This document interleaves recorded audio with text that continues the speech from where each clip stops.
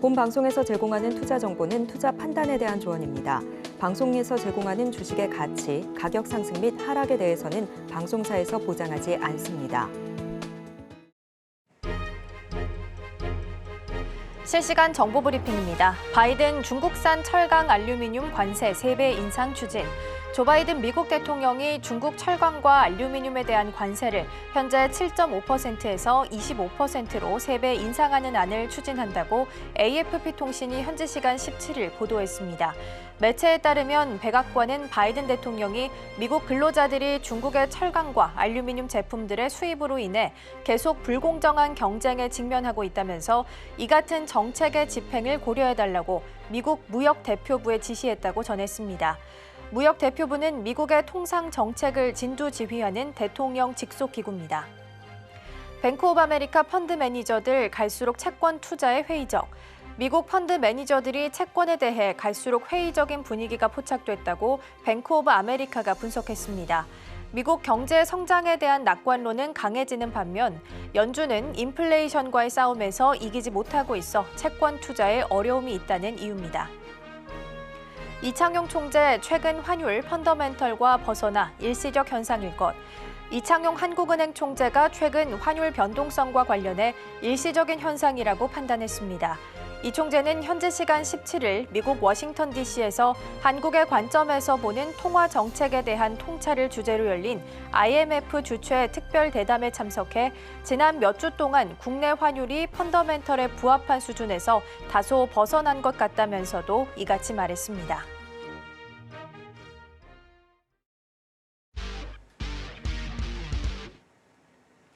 시청자 여러분 안녕하세요. 증시8 오늘의 승부주 시작합니다. 진행의 이가은입니다. 어제 뉴욕 증시는 하락하면서 마감을 했습니다. 연준의 금리 인하에 대한 기대감이 좀 후퇴하게 되면서 투자 심리가 전반적으로 위축되는 모습이었습니다. 그리고 슈퍼을이라고 불리는 ASML이 실적을 발표했는데 좀 부진하게 나왔습니다. 그러다 보니까 기술주를 중심으로 해서 낙폭이 좀 커졌고요. 전강 후약의 모습을 보였습니다. 어제 우리 시장은 혼조세로 마무리했습니다. 코스피가 2600선 추세를 좀 이탈하는 모습을 보이기도 했고요. 최근 좀 우려하고 있었던 환율 부분 같은 경우에는 우리 외환 당국과 일본이 함께 공동으로 좀 부도 개입에 나서게 되면서 1380원대 선에서 마무리하는 모습을 보였습니다. 어디까지 하방이 좀 더 열려 있는지, 그렇다면 어떤 대응 전략을 세워가야 할지 저희 방송과 함께 하시면서 꼼꼼히 체크해 보시면 좋겠습니다. 자, 그럼 증시8 오늘의 승부주 힘차게 출발해 보겠습니다.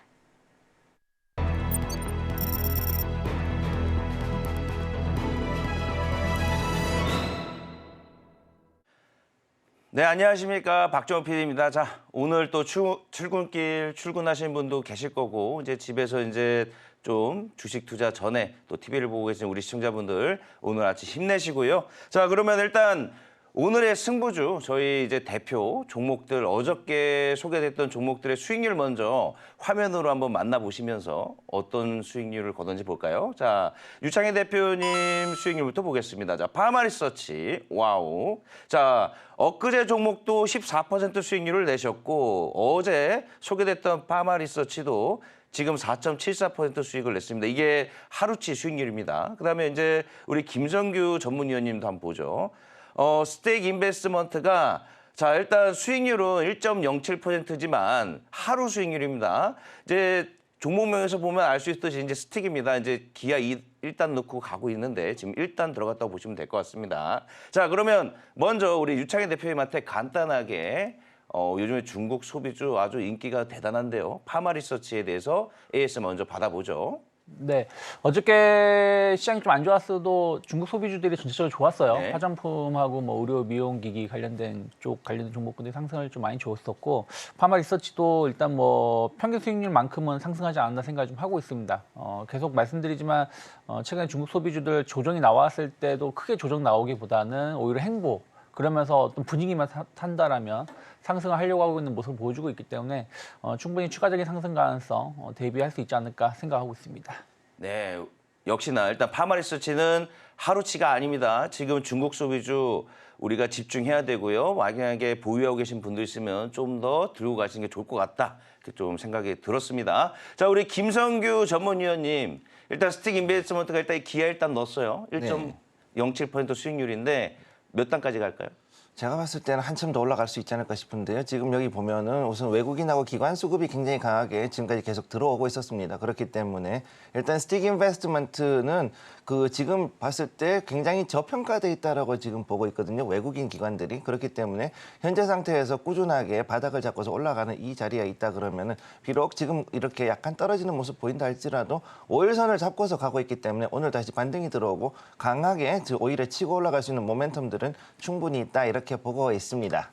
네, 역시 우리 두 분의 이제 전문위원님들이 종목을 보면 뭐 우리가 이제 하루치 수익을 내기 위해서 또 승부를 겨루고 계시지만 하루가 아니라 또 이어갈 수 있는 종목들이니까 많은 분들 집중하셔야겠죠? 자, 그러면 일단 시작을 해볼 텐데 매일 제가 이제 이 방송 개편하고 나서 이제 3일 차인데요. 좀 좋은 얘기를 하고 싶어요. 근데 지금 시장이 좋은 얘기보다 나쁜 얘기가 많은 시장이라 제가 지금 마음이 무겁습니다. 제가 좀 이렇게 좀 방방 뛰어야 되는데 이런 분위기에서 지금 방방 뛸 수도 없고 요즘에 이제 코스피 지수나 뭐 미국 시장이나 이런 지수들 보면 꼭 제 신용 등급 보는 것 같습니다. 이게 올릴 때는 뭐 1년치 겨우 올려놨더니 또 떨어질 때는 그냥 와장창 떨어지죠. 우리나라 지수도 그렇고. 그래서 이제 오늘도 좀 좋은 얘기를 해드리고 싶은데 믿었던 우리 ASMR이 아니고요.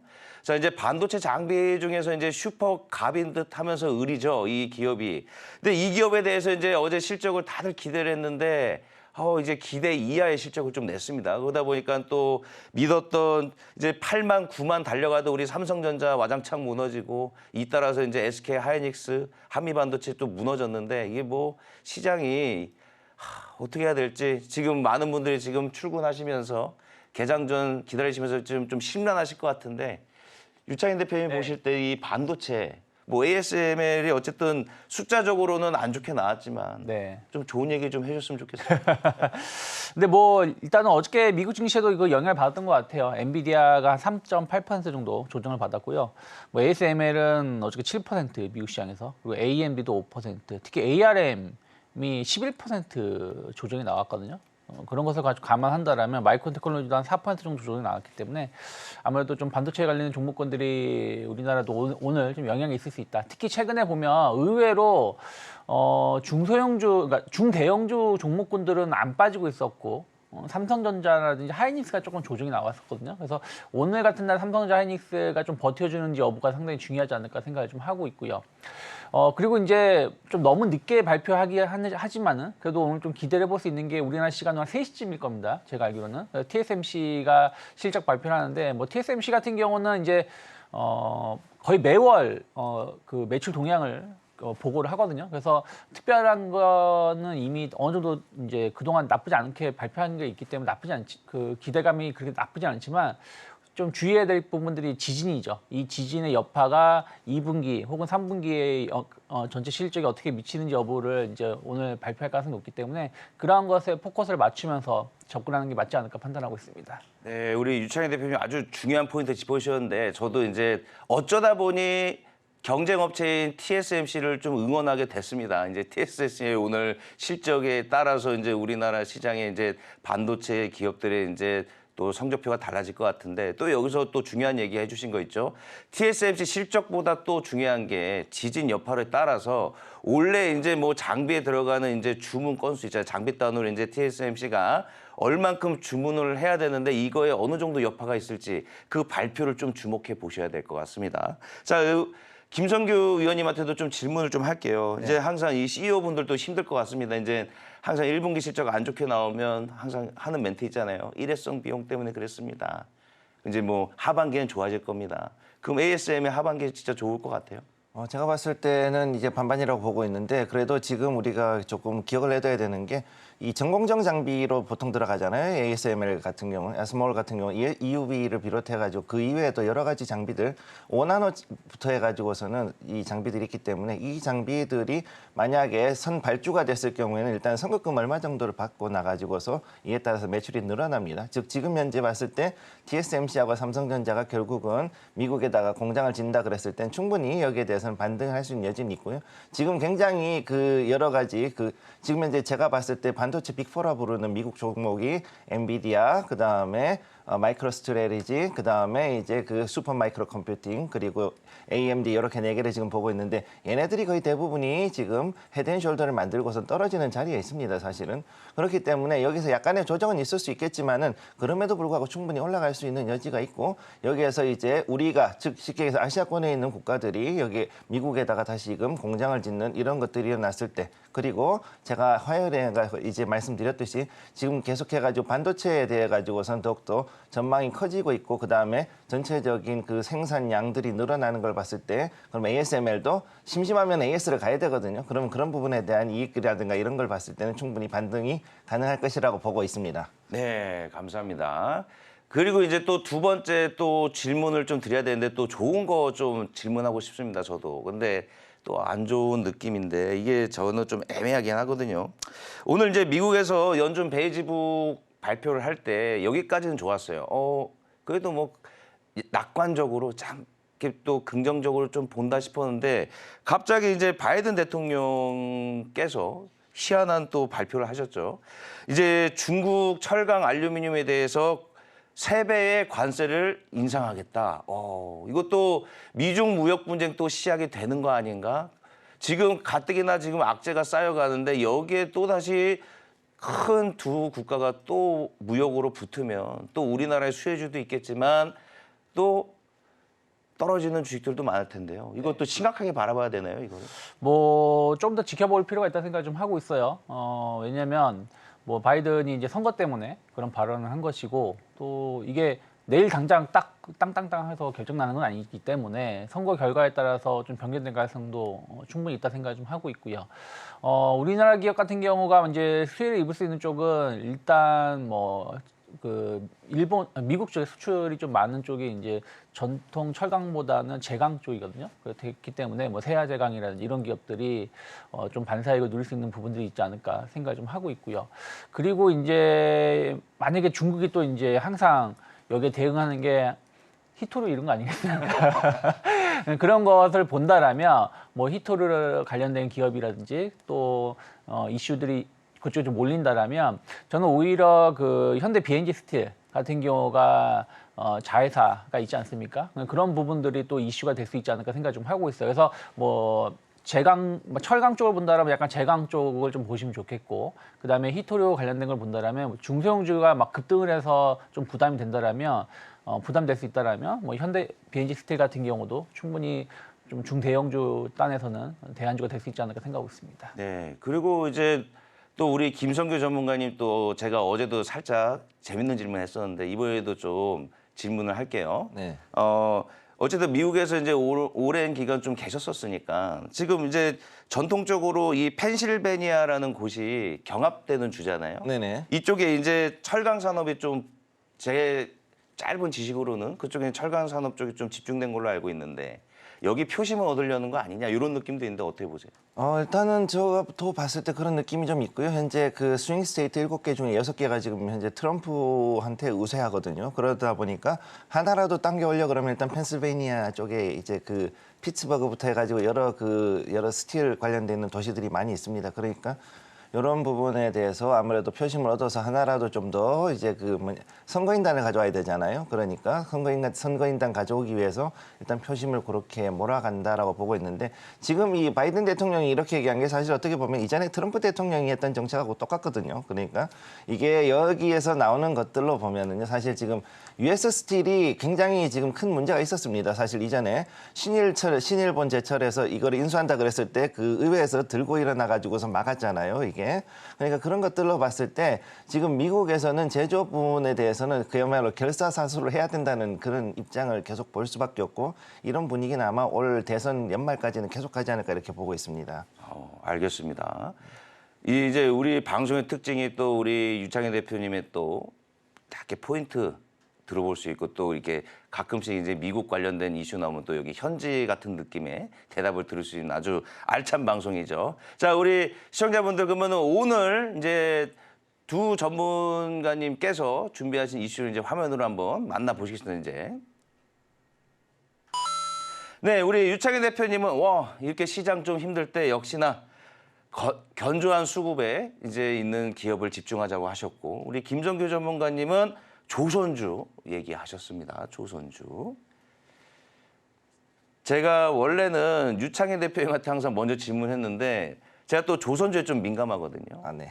이게 항상 제가 14년 정도 이제 경제 방송 하면서 이 언론사나 이제 애널리스트 분들이 이제 리포트를 했을 때 제목에 백고동이 울린다면 항상 주식이 하락 신호였거든요. 맞잖아요. 자, 그러면 저는 좀 또 싸웁니다. 또 오늘 이제 어제 저녁에 이제 한번 검색해 보니까 또 백고동 기사가 났더라고요. 네. 어떻게 보세요? 저희 민감합니다. 우리 시청자분들도 아마 똑같은 마음일 거예요. 네, 그러니까 이것을 이제 하려 그러면은 사이클을 일단 알아야 되는데 조선 사이클은 일반적으로 봤을 때 보통 10년에서 한 15년 주기를 한 번씩 돌거든요.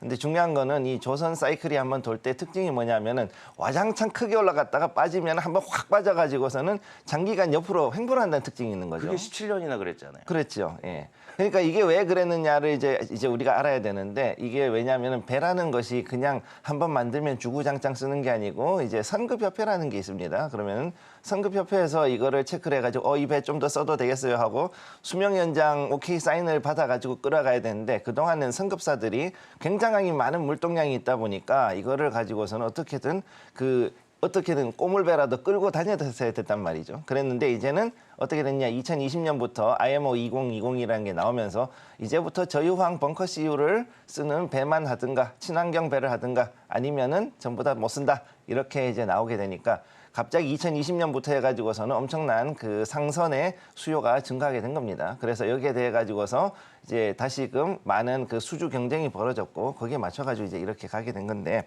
그래서 현재 보면은요 장기 침체를 이제는 어느 정도는 벗어났다고 봐야 되고 그런 과정에서 조선주들의 수주 잔고가 최고치를 사실 기록했다라고 이렇게 보시면 되겠습니다. 그래서 여기 보면은 이제 이 우리나라 조선 3사가 이제 13년 만에 이제 거의 최고조로 흑자 전환을 했다라고 볼 수 있는데 여기에서 특히 중요한 게 그럼 그동안에는 그럼 조선사들은 뭘 먹고 살았습니까라는 질문을 할 수 있잖아요. 그러면은 그게 뭐였냐면은 그동안에 있던 배들을 들어오는 거 오버홀 그래가지고서 전체적으로 수선해주고 그 다음에 이거를 유지보수라 그러죠. 유지보수해주는 그런 것들을 가지고서 또 엄청나게 돈을 좀 벌기도 했지만 그걸로 일단 또 근근히 먹고 사는 그런 회사들도 있었습니다. 그래서 이런 것들을 봤을 때 이제는 어느 정도 수주 잔고가 늘었다는 거는 이제 신규로 건조해야 되는 배들이 늘어났다는 것을 보셔야 되는 거고. 그래서 여기 보면 빅3 조선 3사가 이미 상당량의 수주 잔고를 지금 좀 채워놓은 그런 상황에 있다라고 보시면 되겠습니다. 네. 네. 자, 근데 이제 제가 계속 이제 태클 거는 건 아닙니다. 아니, 뭐 괜찮아요. 이제 항상 조선주는 이제 우리 개인 투자분들도 그동안 좀 마음고생을 많이 했던 종목이기 때문에 돌다리를 좀 두들겨 보려고 하는 겁니다. 암초가 될 수 있는 부분은 없나요? 첫 번째는 일단은 원자재 부분에 대한 것들이죠. 지금 관세라든가 뭐 이런 얘기들이 나오고 있는데 첫 번째 이슈는 일단은 그러면은 철강이라든가 이런 것들이 과연 가격이 이대로 있을까? 가격이 올라가서 손해 보는 게 아니냐 이제 이런 얘기들이 나올 수 있지 않겠습니까? 그럼 첫 번째 그 부분에 대한 걸 얘기를 하자면은 이게 우리나라에 있는 그 아까도 잠깐 유창희 대표님이 말씀하셨듯이 이런 그 제강 관련 종목들이 충분히 이제 오히려 더 수혜를 볼 수 있는 부분이 있기 때문에 그럼 관세를 받느냐 안 받느냐가 되게 중요하거든요. 그럼 그렇게 했을 때 어느 정도 커버를 할 수 있는 부분이 있을 거라고 보고 있고 두 번째는 뭐냐면은 환율입니다. 자, 환율이 지금 1,400원이 넘어갔죠. 자, 일반적으로 봤을 때 원달러 환율이 이제 우리 원화가 약세가 들어가게 되면 수출에는 굉장히 유리해지거든요. 그러면 이 경우에 가장 좋은 게 뭐냐면은 이 제조업에서 가장 큰 문제 바로 인건비 싸움인데 인건비에서 우리가 굉장히 절감을 할 수 있다는 거죠. 그럼 이렇게 됐을 때 상대적으로 이전에 비해서는 수익을 어느 정도 낼 수가 있고 미국은 미국대로 해가지고서 또 그다음에 이제 다른 나라들도 역시 거기에 맞춰가지고 상당히 싼 가격에 괜찮은 품질의 물건을 우리나라의 가장 좋은 장점인 납기를 맞출 수 있다는 거. 자, 빠른 시간 내에 납기를 맞춰주는 것 때문에 굉장히 우리가 이번에 실적이 좀 좋아질 수 있다. 저는 이렇게 보고 있습니다. 그리고 이제 마지막 질문 하나 더 던질게요. 이제 네네. 우리나라 조선업이 이제 벌크선 부분에서 이제 중국한테 이제 밀리면서 네. 무리한 플랜트 쪽으로 넘어가다가 셰일 혁명이 일어나서 이제 한번 주저앉았잖아요. 네네. 그 중국발 이제 위험성은 또 없나요? 또 치킨 게임이 또 시작된다든지 또 머리 아픈 일들이 벌어질 일은 없나요? 그러기에는 지금 우리나라가 참 이게 아이러니한 게 선별 수주를 했다 그러거든요, 지금. 그러니까는 돈이 되는 배, 그러니까는 어느 정도 특허를 가지고 있는 배, LNG선부터 해가지고서는 이제 그다음에 PC선, 그래가지고선 특수 석유화학 제품 같은 거를 운반하는 특수선 이런 것들, 이런 그다음에 고부가 가치 선박을 중심으로 해가지고 그거를 벌크를 이제 도크를 한 4년치를 채워놓다 보니까 더 받고 싶은데 받지를 못해요, 사실은. 그러다 보니까 조금 싸구려 배로 들어가는 컨테이너부터 해서 이런 것들이 중국으로 지금 오히려 중국이 그 반사 이익을 지금 보고 있는 그런 상황이다 보니까 자, 그래서 이런 걸로 봤을 때는 당분간은 조선은 그래도 한 3, 4년 정도는 이제 다시 한번 조금 벼뜰 수 있는 그런 환경이 되지 않았나 이렇게 지금 보고 있고요. 특히 여기 나온 대로 카타르 2차 LNG선 보면은 척당 이렇게 봤을 때 생각보다는 그래도 나쁘지 않은 가격에 그렇게 지금 수주를 한 것 같습니다. 그래서 충분히 수익도 낼 수 있는 그런 상황이라고 보시면 되겠습니다. 네, 조선주에 대한 이야기 좀 나눠보고 있고요. 우리 유창희 대표님하고도 관련된 주제 함께 좀 이야기 나눠볼게요. 지난달에 미국 노조단체가 중국의 조선업에 대해서 좀 제재를 해달라라고 무역대표부에 전달을 한 바가 있습니다. 네. 조사를 개시할지 여부 지금 검토하고 있고 마감 기한이 한 8일 정도 남아있는 걸로 나타나 있는데 그렇게 되면 만약에 제재가 실제로 이뤄지게 되면 우리 기업 좀 수혜 받아갈 수 있을까요? 글쎄요, 뭐 그건 별 영향이 없을 것 같아요. 왜냐하면 미국이 지금 배를 만들고 있는 건 전혀 없거든요. 그리고 지금 이제 그 배를 만들 수 있는 국가가 뭐 일본, 우리나라, 그 중국인데 중국은 이제 약간 벌크선 위주로 좀 만들고 있고 그나마 요즘에 이제 뭐 일부 뭐 LNG선을 수주한다라고 합니다만은 대부분 자국에서 쓰는 배들이라는 것이죠. 그리고 우리나라 같은 경우도 좀 도크가 꽉 차가지고 물론 이게 항상 그 뉴스에 나오니까 이제 그걸 믿을 수밖에 없는 거죠. 그러니까 도크가 꽉 차서 수주를 안 받는 것이지 뭐 지금 수주를 실력이 없어서 못 받는 건 아니거든요. 그래서 그런 것을 감안한다면 지금 충분히 이미 올해도 보면 올해 목표치의 거의 대부분이 1분기 때 달성이 된 거기 때문에 뭐 미국, 중국의 어떤 이런 이슈 자체는 우리나라가 반사이익을 누릴 수 있는 부분들은 상당히 제한적이지 않을까. 하지만 일단은 어떤 부분에서 지켜볼 수 있는 부분이냐면 이제 작년부터 우리나라 기업들이 배를 이제 수주를 받을 때 제값을 받겠다고 하지 않았습니까? 덤핑을 하거나 저가 수주를 하지 않겠다고 했는데 아무래도 이제 그런 부분들에서 본다라면 신규로 수주가 급격히 늘어나진 않겠지만 전체 그 수주하는 금액 그 단위가 정상적으로 조금 높아진다라면 매출이나 영업이익률 자체에서의 어떤 긍정적인 기여를 할 수 있는 부분들은 일부 있지 않을까 판단하고 있습니다. 네, 그다지 큰 영향은 주지 않을 수도 있다라는 부분까지 짚어주셨고요. 다음 주제로 넘어가서 우리 유창희 대표님과 함께 이야기 나눠볼게요. 오늘 수급이 견조한 기업에 집중하자라는 주제입니다. 사실 지금 환율이 굉장히 지금 공공행진을 하고 네. 있잖아요.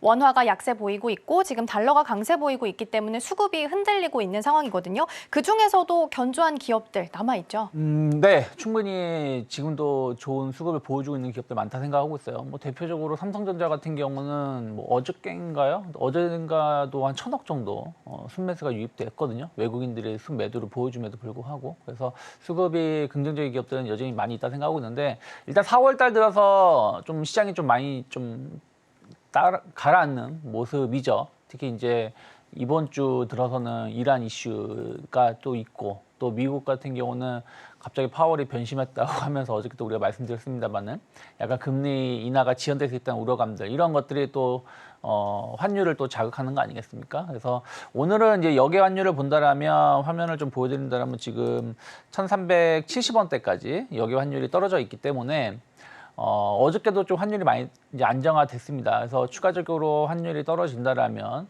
뭐 이런 부분들에 의해서 외국인의 매도가 엄청나게 늘어나기보다는 좀 한숨 돌릴 수 있는 부분들이 일부 있다라고 보고 있는데 하지만 모든 이슈가 지금 끝난 건 아니라는 부분들 그래서 환율의 흐름들은 좀 더 봐야 된다. 그래서 아직까지는 좀 부정적인 수급에 영향을 미칠 가능성이 높다라고 생각하고 있어요. 그래서 최근에 본다라면 외국인들의 수급을 보면 4월 1일부터 누적적으로 봤을 때 거래소가 2조 6천억으로 순매수를 보여주는 것처럼 보이지만 4월 11일 기준으로 본다라면 이때 3조 3천억에서 2조 6천억으로 줄어든 것이기 때문에 한 7천억 가까운 매도가 나왔다라고 볼 수 있겠고 외국인의 이제 유가증권 매도, 코스닥 매도, 선물 매도, 특히 선물 매도 쪽에 상당히 부담감을 주고 있습니다. 하지만 제일 큰 문제는 기간이에요. 사실은 좀 이런 말 하면 그렇지만 있지만 기관 투자자가 거래소에서 4조 이번 한 달만 만이죠. 거래소 4조, 코스닥에서 한 7천억 가까운 매도, 그러니까 거의 뭐 5조 원 가까운 매도를 보여주면서 사실은 외국인들보다는 기관 투자자의 어떤 매도 물량이 시장에 좀 압박을 많이 주지 않았나 생각을 좀 하고 있습니다. 그래서 이런 부분들을 본다라면 수급이 안 좋다 보니까 많은 종목군들이 하락을 할 수밖에 없는데 그 와중에서도 뭐 시장이 빠진다고 해서 다 빠지는 건 아니거든요. 그래서 그 와중에서 좀 좋은 종목군들을 좀 본다라면 결국에는 외국인하고 기관이 매수하고 있는 종목군들이 그래도 시장 수익률 대비 선방하거나 뭐 오히려 신고가를 내는 종목군들도 많이 있다라고 보고 있어요. 그래서 그러한 기업들의 특징을 보니까 일단은 그 실적인 이 1분기 때 좀 기대가 되는 기업들, 뭐 대표적으로 삼성전자 아니겠습니까? 삼성전자 같은 경우 그 잠정 실적이 좋게 나왔고 또 하이닉스도 이제 좀 얼마 있으면 실적 발표하겠습니다만은 하이닉스 나쁘지 않을 거라는 거죠. 뭐 마이크론 좋게 나왔고 삼성전자 좋게 나오는데 하이닉스가 뭐 특별하게 안 좋게 나올 가능성은 없다 보니까 실적이 좋은 기업들 중심으로 해서 뭐 반도체라든지 뭐 자동차 뭐 이런 기업들의 어떤 매세가 좀 유입되는 게 포착이 되고 있고요. 그리고 어저께 말씀드린 것처럼 화장품처럼 약간 중국 소비주들 의외로 최근 한 달 동안의 흐름을 본다면 외국인들 꾸준하게 매세가 유입되고 있는 걸 살펴볼 수 있어요. 그래서 약간 이슈가 있는 섹터에 대한 어떤 매세가 들어오고 있는데 뭐 원화 강세의 원화 약세죠, 죄송합니다. 원화 약세 관련돼서 좀 수혜를 입을 수 있는 부분들, 이런 기업들은 약간 수출주가 될 수 있고요. 그리고 뭐 중국 관광객이라든지 혹은 원자재 가격 상승이라든지 이런 거에 이슈에 좀 수혜를 입을 수 있는 기업들 중심으로 해서는 좀 제한적이지만 매세가 좀 유입되고 있다는 걸 좀 본다라면 저는 만약에 기간 조정 이후 이들 기업이 좀 상승 여력을 좀 더 보여줄 수 있다 생각하고 있고요. 또 시장이라는 게 우리가 작년 9월, 10월도 그때 되게 힘든 구간을 거쳐왔었습니다만 하고 싶은 얘기는 뭐냐면 작년에 보면 상당히 좋은 주가 상승을 보여줬고 그 와중에서도 한 달에서 한 2달 정도는 조정기가 있었다라는 것이죠. 그래서 지금 조정 자체가 뭐 2022년처럼 계속 끝없는 하락이 나오는 것이 하락의 시작점이 아니라 뭐 제한된 조정 그리고 나서 다시 충분히 또 5월 초나 5월 중순부터는 반등이 나올 수 있기 때문에 그랬을 때 또 이들 기업들이 또 시장 주도주가 될 수 있다는 부분들 관련해서 관심을 가지면서 계속 추적을 하시는 게 맞지 않을까 판단하고 있습니다. 네, 그래도 마지막 말씀 들으니까 좀 희망적이지 않나라는 생각이 좀 드는데요. 환율 말씀해 주셨는데 좀 더 봐야 된다라고 말씀을 해주셨어요. 그거 추가적으로 좀 더 질문 드려볼게요. 이번 주에 대기업 배당들 일정들이 좀 예정되어 있습니다. 그러면 외국인이 원화를 팔고 지금 달러를 살 수 있는 가능성이 더 높은 상황이거든요. 그렇죠. 그럼 환율이 다시 한번 흔들릴 수도 있는데 어디까지 좀 내다보고 미리 리스크 대응 좀 해야 될까요?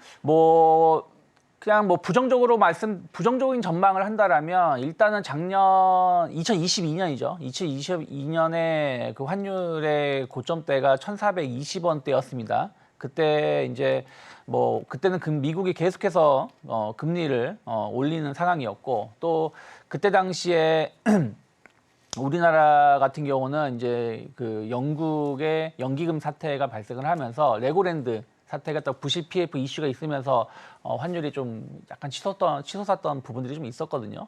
그래서 그런 걸 감안한다라면 저는 일단은 1,420원 언저리까지 어떤 추가적인 상승 가능성 열려 있다라고 보고 있는데 그 이상으로 올라가기에는 좀 흐름을 봐야 된다 생각하고 있고 또 이제 그때랑 지금하고 또 다른 부분은 뭐냐면은 그때는 제 기억이 맞으면 10개월인가요? 13개월인가요? 연속 무역 적자였어요.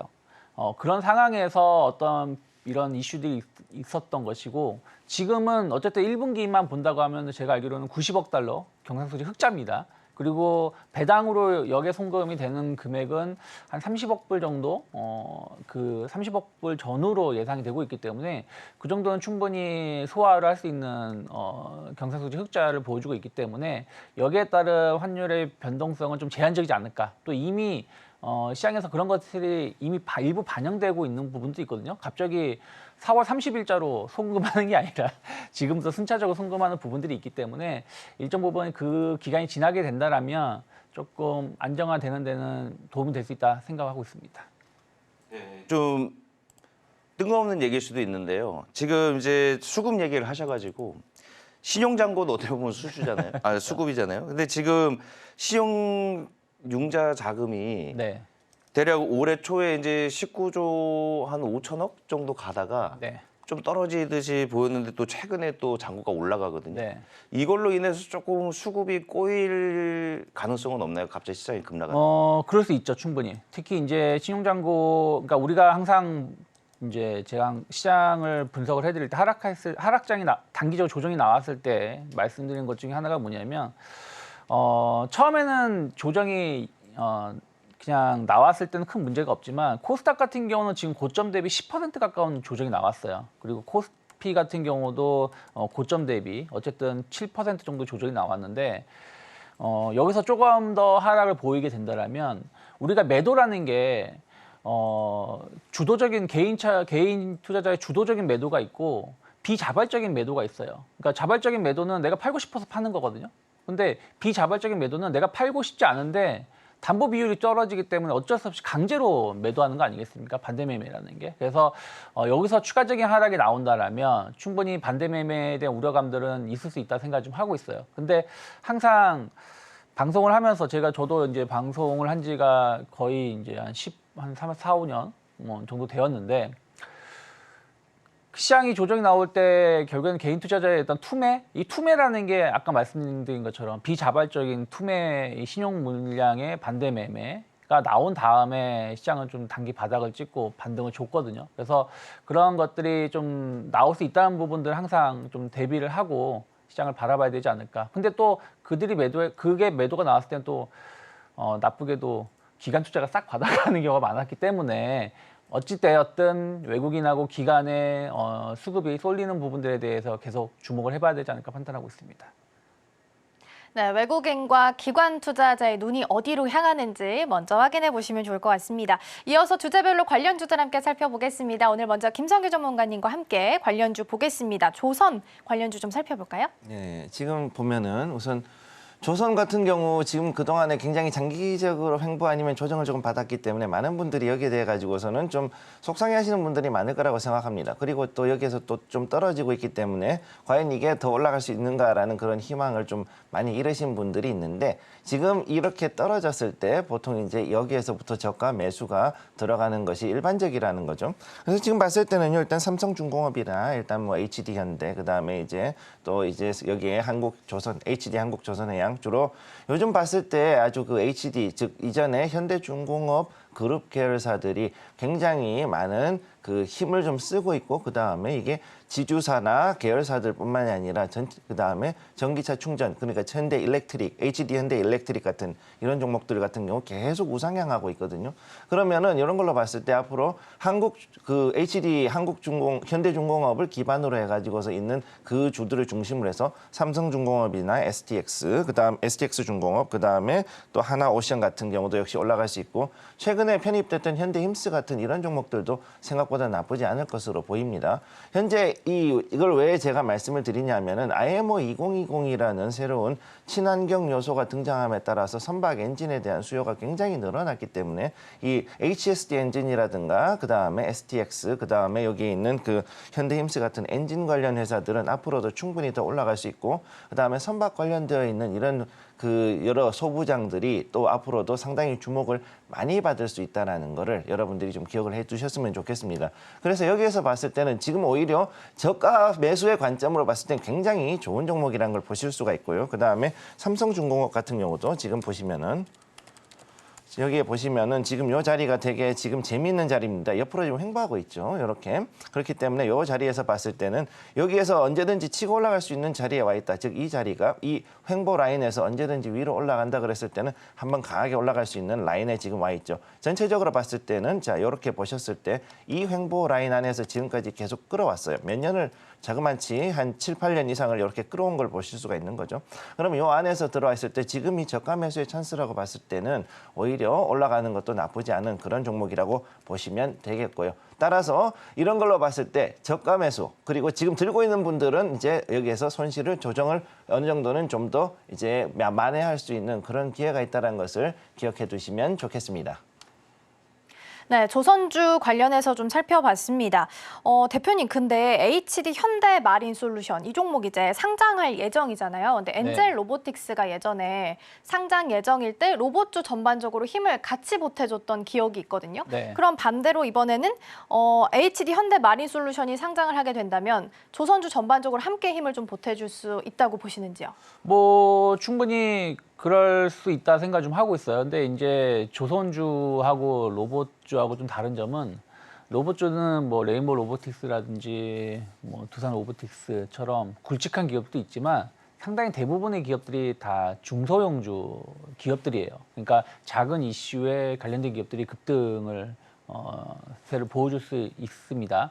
하지만 조선주들은 뭐 이제 물론 이제 기자재 쪽은 좀 다르긴 합니다만은 대부분이 이제 조 단위 이상 큰 기업들이기 때문에 어떤 기업이 상장한다는 부분들 또 이러한 상장이 또 계열사에서 분리되면서 상장하는 부분들이 것이기 때문에 시장 그 관련된 기업의 어떤 투자 관심도는 높여줄 수 있지만 그 조선주 전체적인 상승보다는 그 개별 기업의 이슈에 좀 집중해서 움직임이 좀 더 강하게 나올 수 있지 않을까 판단하고 있습니다.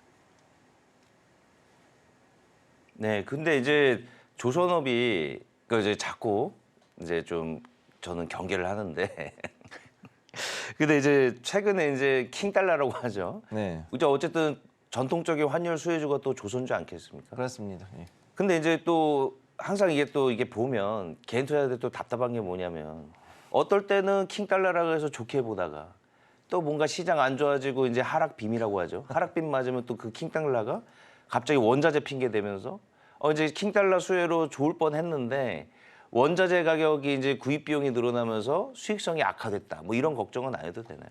일단은 지금 현재 나오는 요즘 수주고들을 보시게 되면은 이미 그 코로나 이후에 나와 있는 그 원자재 상승분을 어느 정도 반영한 상태에서 지금 들어가는 거거든요. 그러니까 여기에 대한 걱정은 그렇게 크게 하지 않으셔도 되고 또 보통 이런 걸 할 때 계약 조건에서 반드시 원자재 구매 시에 대해서 상단과 하단을 이제 반드시 조건을 걸게 돼 있어요. 그래서 시나리오 1, 2라 보통 부르는데 현업에서 그런 경우에 이게 만약에 실제보다 만약에 가격이 얼마 밑으로 떨어졌을 경우에는 가격 내고를 할 수가 있고 그다음에 얼마 이상으로 원자재 가격이 올라갔다 그랬을 때는 얼마까지 보전해 준다라는 이런 그 라인이 있기 때문에 그거에 대해서는 크게 걱정을 안 하셔도 될 것 같고요. 제가 봤을 때는 이제 지금 요거 잠깐 삼성중공업 다시 한번 보시면은 2007년에서 2011년까지 요때가 가장 그 큰 전성기였지 않습니까? 요때가 가장 정성기였는데 2012년부터 해가지고 떨어지기 시작해가지고 쭉 이렇게 떨어졌었습니다. 그럼 이렇게 해가지고 가는 요 라인들을 봤을 때는요. 지금 여기에서 이제 어느 정도 요 사이클이 지나가지고 다시금 위로 이런 식으로 올라갈 준비를 하는 그런 자리가 됐다라고 보셔도 무방한 거죠. 그러니까 제가 봤을 때는 요 조선주는 지금은 오히려 좋은 자리다 이렇게 보고 있습니다. 감사합니다. 네, 올라갈 준비를 하는 아주 좋은 자리에 위치했다라는 부분까지 언급해 주셨고요. 이어서 우리 유창희 대표님과 함께 수급 관련주들도 함께 좀 살펴보도록 하겠습니다. 환율과 관련해서 좀 수출주 중심으로 좀 선정해 주셨을까요? 아니요, 뭐 이거는 수급 관련된 거는 딱히 막 어느 섹터에 막 집중되어 있지 않습니다. 매수가 좀 분산되어 있는 부분들이 좀 있기 때문에 좀 종목별로 보셔야 되는데 그럼 그런 거 어떻게 좀 체크를 하냐라고 생각할 수가 있는데 뭐 HTS 요즘에 워낙에 잘 나오다 보니까 HTS를 좀 조금만 사용할 줄 아신다라면 지금 제가 이제 좀 보여드린다라면 그 HTS에서 설정해서 이제 투자 매매 확정 이게 증거사마다 좀 다르긴 합니다만은 뭐 대신증거 같은 경우는 날짜를 지정할 수 있어요. 4월 뭐 1일부터 뭐 4월 17일까지 설정을 해놓고 순매도가 아니라 순매수로 해서 뭐 외국인 뭐 기간 이렇게 누르면 상위 이렇게 그 매수 금액 순위로 쭉 종목이 나열됩니다. 여기서 이제 종목을 이제 보시면서 추세 흐름을 체크를 하면서 종목을 선정을 하면 좋다고 생각하고 있고 저 같은 경우는 이제 약간 이제 추세가 좀 전환되려고 하고는 초입이라든지 추세가 전환이 돼서 좀 고점을 돌파하려는 기업들을 계속 관심 있게 보면서 종목을 선정을 좀 합니다. 그래서 그런 관점에서 종목을 좀 몇 개 뽑아 본다라면 뭐 외국인 같은 경우는 뭐 현대차라든지 뭐 현대로템, 뭐 PSK, 뭐 유진테크, SK스퀘어, 뭐 크래프톤 이런 기업들이 그래도 시장 대비해서 선방하고 있고 오히려 신고가 행진을 좀 가고 있는 기업들이라고 보시면 될 것 같아요. 그래서 뭐 유진테크 같은 경우는 지난 3월쯤인가요? 그때 이제 약간 그 특허 관련돼서 이슈가 있으면서 주가가 소송이 뭐 나올 수 있다고 하면서 2월 달에 한번 급락이 나왔었습니다만은 뭐 쌍바닥을 찍어주고 3월 달부터 상당히 가파른 상승을 좀 보여주고 있습니다. 그래서 이런 기업들도 충분히 저는 기대해 볼 만하다 생각하고 있고요. 뭐 기관 투자자의 매수 종목군들 마찬가지입니다. 뭐 기아라든지 아모레퍼시픽, 이오테크닉스, 리노공업, 뭐 하나엔진 같은 기업들을 기관이 매수를 많이 보여주고 있고요.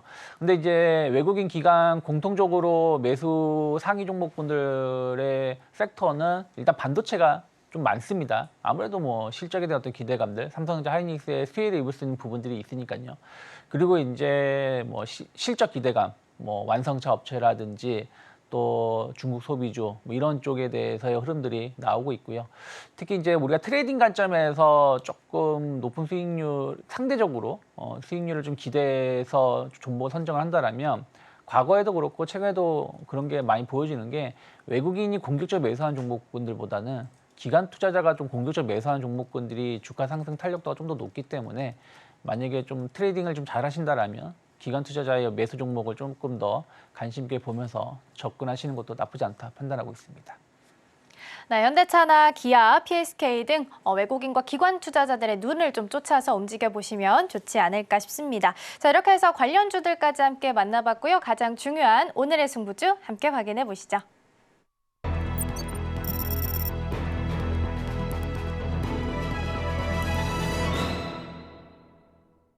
네, 그러면 이제 오늘은 이제 관련 주식들과 이슈를 열심히 살펴봤는데 어떠한 종목으로 두 분께서 승부를 보실지 화면으로 만나보시죠. 네, 유창희 대표님은 PSK, 그다음에 우리 김성규 전문가님은 역시 HD 한국주선해양을 들고 오셨습니다. 네. 네, 이제 PSK는 최근에 이제 소송이 어느 정도 정리되면서 이제 좀 불확실성이 해소됐고, 그다음에 이제 HD 조선해양 뭐 이제 조선주가 딱히 이제 많지가 않잖아요. 네. 대형주가. 그래서 이제 어느 정도 짐작은 했었는데 그 전문위원님 얘기하셔서 이제 다 저도 이제 조선주를 워낙 저도 옛날에 좋아했기 때문에 다 이제 마음이 좀 놓이는데 한 가지 살짝 불안한 거 한번 마지막 질문 먼저 던지고 이제 저는 더 이상 괴롭히지 않겠습니다. 네. 그 HD 한국조선해양이 제가 봤을 때 딱 하나의 조금 뭔가 단점을 찾는다면 자금 흐름이거든요. 네. 이게 현금이 좀 이제 어쨌든 수주가 많아도 자금의 이제 회전율이 좀 괜찮아야 되잖아요, 조선이. 그렇습니다. 예. 어떻게 보세요? 좀 작년 대비해서 올해는 좀 안 좋을 것 같다는 생각이 드는데. 네, 지금 여기서 봤을 때 그 단기적인 그 흐름 때문에 가장 모든 분들이 놀라시거나 아니면 좀 불안해하시는 분들이 있는데요. 지금 현재 수주 상황이 굉장히 좋다라는 얘기는요. 여기에 대해 가지고 단기 흐름도 어느 정도 풀릴 수 있다라는 거를 말씀을 드릴 수가 있어요. 자, 첫 번째로 말씀을 드리고자 하는 거는 이런 그 대형 플랜트라든가 아니면은 선박 사업 할 때는 그 계약을 하고 나가죠. 반드시 이행보증, 즉 P본드하고 AP본드, 그래서 이행보증증권, 그다음에 선급금 급금이라 그러죠. 어드밴스 페이먼트라 그래서 AP라 그래서 요거를 받는 그 증서를 발행을 합니다. 그럼 요거를 이제 보통 산업은행이나 이래 우리나라 같은 경우는 이런 대기업 같은 경우에는 정부 보증으로 해가지고 끊어주는데, 그럼 이렇게 끊어준 자금을 가지고서 90일 이내에 거기에 대한 자금의 15%에서 많으면 20%까지 계약 대금을 한꺼번에 현금으로 가져올 수 있거든요. 그러니까 그런 것들이 만약에 반영이 된다 그러면은 충분히 이 현금 흐름은 바로 풀릴 수가 있다라고 저는 그렇게 보고 있고요. 그래서 이런 걸로 봤을 때는 지금 이 한국조선해양 같은 경우는 지금 이 자리는 굉장히 재미있는 자리라고 보시면 되겠습니다. 자, 여기 차트 한번 보시면은요, 여기에 제가 지금 이제 그어놨는데 73,600원이 사실은 이제 그 큰 엄청나게 큰 이 뭐라 그래야 되나 평행 걸어가는 것, 즉 횡보 라인에서의 가장 큰 바닥점이라고 보시면 돼요. 제로 라인이라고 보시면 되고, 여기에서 이제 이 한 단을 위로 올려놨고요. 그리고 다시 또 이 위로 이제 올라가려는 모습 보여주고 있는 거죠. 자, 그럼 여기에서 이 자리에서는 우리가 봤을 때 여기에서 이렇게 해가지고서는 추세가 나옵니다. 추세가 쭉 올라가는데 오늘 자리가 굉장히 재밌는 자리고 중요한 자리입니다. 자, 여기를 한번 보도록 할게요. 띄울게요. 자, 여기 보시면은 이전에도 이렇게 해가지고선 위아래로 한 3번 오르락 내리락 했죠. 여기 보시면 위아래로 하나, 한 번, 두 번, 그 다음에 3번 이런 식으로 해가지고 지금 왔는데 이 자리에 딱 왔어요. 지금 이 추세 라인에 딱 걸렸고 어제 여기에서 자, 여기서 보면은 어떻게 되냐. 윗꼬리를 주고서 요 자리가 잡혔습니다. 요 자리가.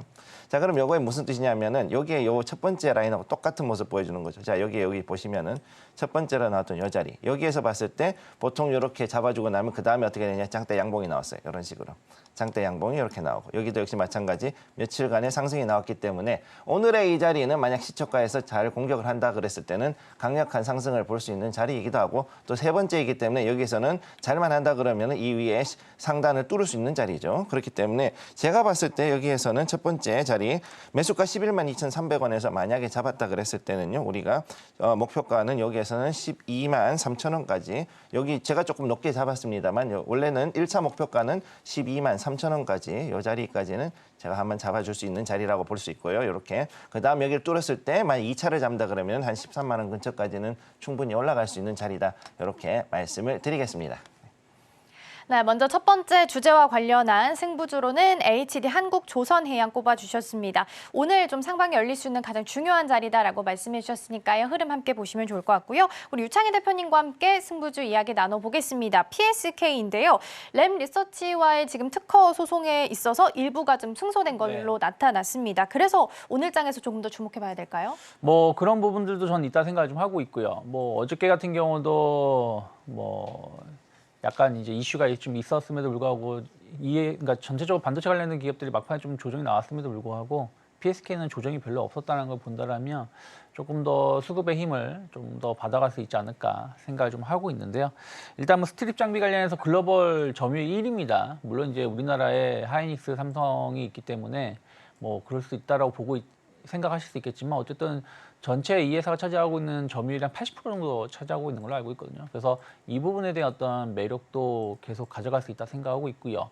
그리고 아까 말씀하신 것처럼 소송에서 뭐 일부긴 합니다만 일부 승소 이런 부분도 제가 법적인 건 잘 모르기 때문에 어쨌든 이런 불확실성이 해소가 된다는 것 자체는 그동안 수출이 그러니까 그 신규 매출이 좀 지연됐었던 부분들이 좀 정상적으로 들어갈 수 있는 부분들이라 생각하고 있고요. 그리고 이제 삼성전자가 그 미국에 이제 본격적인 투자가 공장 증설이 진행되는 거 아니겠습니까? 보조금이 확정된 것이기 때문에 그렇다면 그거 관련해 가지고 계속해서 전공정 부분이 좀 앞으로 좀 주목을 받을 수 있다 생각 좀 하고 있어요. 몇 번 말씀드렸습니다만은 그동안 후공정 쪽으로 해가지고 계속 주목을 받았다라면 반도체 기업들이 이번에는 전공정 쪽으로 해서 이제 포커스가 맞춰질 수 있다. 왜 그러냐면 단순하게 AI 반도체뿐이 아니라 레거시 반도체라고 할 수 있는 뭐 D램이라든지 낸드라든지 이런 부분들도 이제 쇼티지 현상으로 인해서 가격 상승이 좀 기대가 되고 있기 때문에 뭐 전공정에 대한 어떤 투자는 어쩔 수 없이 이제부터는 이루어져야 된다 생각을 좀 하고 있습니다. 그런 부분들이 PSK 같은 경우, 그러니까 PSK 홀딩스는 약간 후공정, PSK는 전공정 사업을 하고 있기 때문에 주목을 받을 수 있다 생각하고 있고요. 차트 기술적으로 흐름을 본다라면 사실은 개인 투자자분들이 이런 종목 매수하기 좀 힘듭니다. 왜냐하면 뭐 상승 하락이 반복되는 종목은 일정 부분 조정이 나온다라면 뭐 지선 놓고 매수할 수 있는데 PSK는 야금야금 올라가고 있는 패턴이거든요. 그래서 일반 개인 투자자들이 접근하기 좀 힘든 종목인데 저는 오히려 이런 종목군들이 갈 때는 또 강하게 치고 나가는 경우를 과거에도 많이 봤기 때문에 지금 자리 그렇게 나쁘지 않다 생각을 좀 하고 있고요. 일단은 전 뭐 조정 시 모아간다는 개념으로 그러니까 뭐 오늘 같은 경우 좀 흐름을 봐야 되겠죠. 뭐 여러 가지 이슈들이 혼재해 있는 상황이라서 하지만 최근에 시장이 안 좋을 때도 버텨줬다는 걸 본다라면 저는 뭐 29,000원 이탈하기 전까지는 뭐 분할 매수 충분히 가능하다 보고 있고 좀 목표가는 좀 높게 잡아놨습니다. 한 4만 원 정도까지는 충분히 시장만 돌아선다라면 뭐 5월 달까지 했을 때 그러니까 5월 초 중반 정도까지 했을 때 목표가 열어놓을 수 있지 않을까 생각하고 있습니다. 네, 수급이 탄탄한 종목으로 오늘의 승부주 PSK 꼽아주셨습니다. 불확실성이 해소됐다라는 점도 있고요. 또 AI와 레거시 같이 묶을 수 있는 전공정 쪽으로 이제 좀 주목을 받아갈 수 있다라는 부분까지 함께 언급을 해주셨습니다. 저희는 오늘 마치기 전에 오늘 방송 핵심 내용 다시 한번 정리해 보겠습니다. 네, 유창희 대표와 함께 수급이 견조한 기업들 함께 살펴봤고요. 김성규 전문가와 함께 새로 부흥하는 조선주 짚어봤습니다. 오늘의 승부주는 PSK 그리고 HD 한국조선해양 살펴봤습니다. 네, 저희가 방송 중에 제공해드린 정보는요, 투자 판단을 위한 조언일 뿐 해당 종목의 가치와 수익률은 보장하지 않습니다. 저희는 잠시 후 증시 구로 돌아오겠습니다. 시청해주신 여러분 고맙습니다.